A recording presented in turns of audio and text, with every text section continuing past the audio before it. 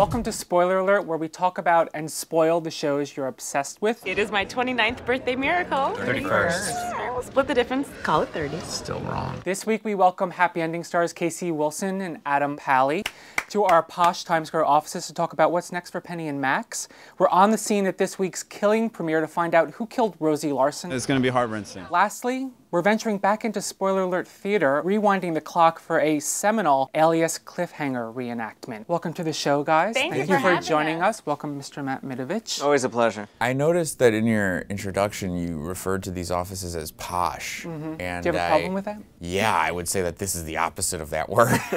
Really? Couches. They look like dog beds. I love the gym. The steam room, the smoothies, the free 2-in-1 shampoo and conditioner. Haven't heard you mention working out. You know what else I love? Wearing gym clothes. Let's talk happy endings. I feel like this was the season the show kind of came into its own. People are talking about it. Last season it was sort of like the under the radar show. This season everyone's buzzing about it. Did you feel that shift as well? We have so much fun making it, but it seems very... Yeah, it always feels People always like, oh, you're on the screen. I'm like, are people watching? Yeah. You're always surprised that other people like watching it because you like doing it, you know? Normally when I'm having fun doing something, no one else is having fun watching it. Yeah, or So doing this it with is- it with you. I think one of the differences is that season 1, you know, they had some great catchphrases and stuff, but now we've got characters that we're really following and caring about. There's depth Absolutely. there. Yes, there's Lots depth. of depth. Yeah, Lots they of make depth. all the Find love, characters will of- Penny forever be a spinster? That kind of stuff. No, yes. Yeah, yes. You look so good. How about you, okay? I feel like this is fake, but I love the energy, love the enthusiasm. What are you hearing about season 3? I heard we're gonna get picked up. I'm hearing You that told me we were- too. You told me we were gonna I get kind picked of up. reported it God. already, so. Okay. But, I mean, you guys have to be confident. ABC loves the show. I mean, there's so much buzz We're about it. excited, but you never know, and we've always sweated it out every time, so we're very hopeful. But Yeah, and you I never think know. for us, the opportunity just to keep working with each other and going to work there is the big win if we get to do more of those. Is it like a family on the set? No, the money is good. no, yeah, it's I great. need a house. I need a place to live. It's and fun working with them, so I can get money. It's nice seeing you in a different environment, you know. Posh New York City office. Yeah. Yeah, like in this it feels like ambiance. it feels like it's a reunion of some kind, even though we were together a week and a half ago. Yeah, and Adam said on one of the last days of filming, I want to murder you, I want to murder you, I want to murder you, about each of us. I was done. Well, let's pause there for a second. We will come back to you. Megan Masters, our West Coast correspondent, was on the scene at the Killing premiere last night. Ooh, so we're going to look at a little clip Megan. package. I hear she found out who killed Rosie Larson, so let's take a look. I highly doubt that. The Danish series Forbid Elsen that The Killing is based on was a 2-season arc. Okay. And we knew going in that the story is deeply complicated. There's so many worlds to discover. There's so many secrets to uncover. Season 1 was really about asking questions. Season 2 is about opening the lens and answering them. It's literally day 14. The crime is still trying to be solved, election is still trying to be won, and a family is still trying to survive. It's so clear to me that the stakes just like double tenfold, and then it just keeps ramping up the whole rest of the season. Sarah's kind of rogue when we first see her back. She has no one to trust. That's a big kind of twist from last season where she had tons of people. Yeah, this season will continue to explore that idea of like how much is she willing to give up in order to get this thing solved. When we're coming into the second season, obviously what we know, he's made a couple of bad choices again in his life. Sometimes you just got to cut a couple of corners, you know? Photo work.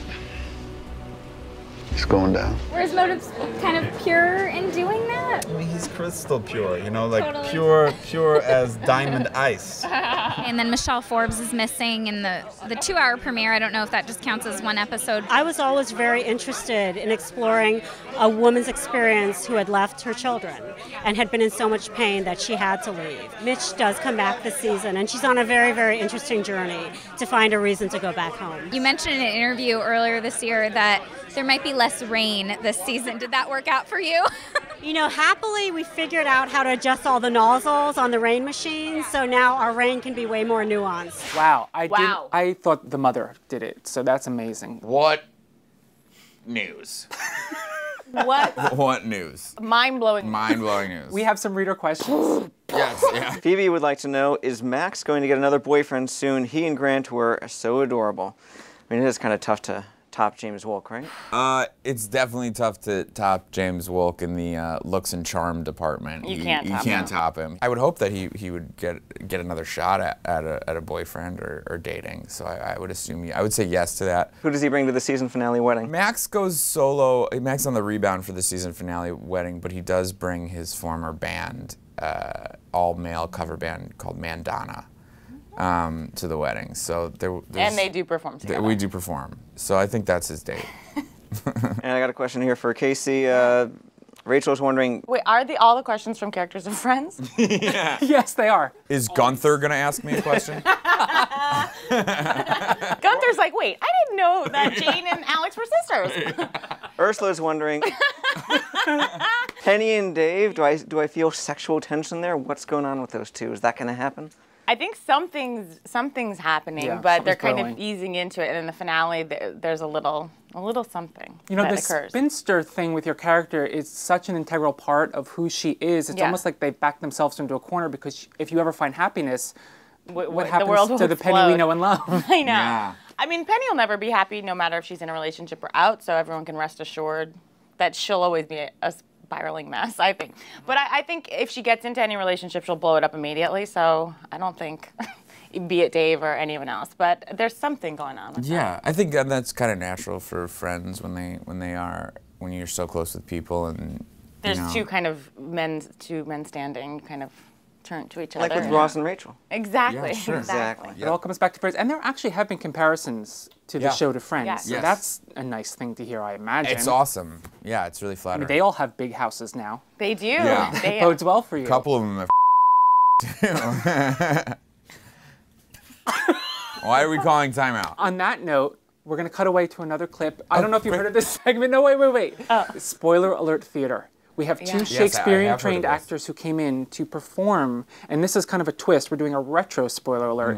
A seminal, not seminal, seminal scene from Alias, cliffhangery and spoilery at the time. Let's check it out. It's powerful stuff. This is going to be really Yeah, fun. this is great.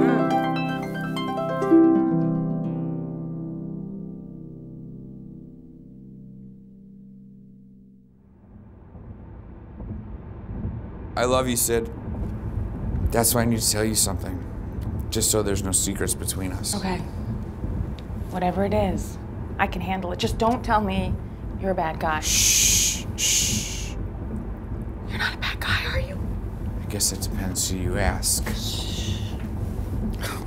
Do you have locks? It's from a long time ago, before we met. Actually, it's the reason we met. It's no accident that I was the one you came to when you walked into the CIA with your story about SD6. Wait, I don't understand. Vaughn, what are you telling me? Well, for starters, Sydney, my name isn't Michael Vaughn. Powerful. Wow. I remember that as if it was yesterday. Is it me or does Vaughn look like Celia Booth? Where did you find those actors? Off the street. Backstage. It'd be amazing what you Backstage found. West. One was Backstage West, one was Backstage East. We got them together. Thank you so much, guys, for coming by. This was. Thank you for This was having a us. This blast. was I awesome. mean, you're wonderful, this is- both Yeah. of I'm you. glad you like the offices. Now this building has a doorman. It's not over yet. Oh. We're gonna make small talk while the credits roll. Okay. You know, you can, I just want to, the way that editing works and everything is like you don't have to mime your voices. Like they can, Peas and carrots, peas and carrots. you don't have to do that. They'll just bring your Yeah. voice down and they'll roll the credits.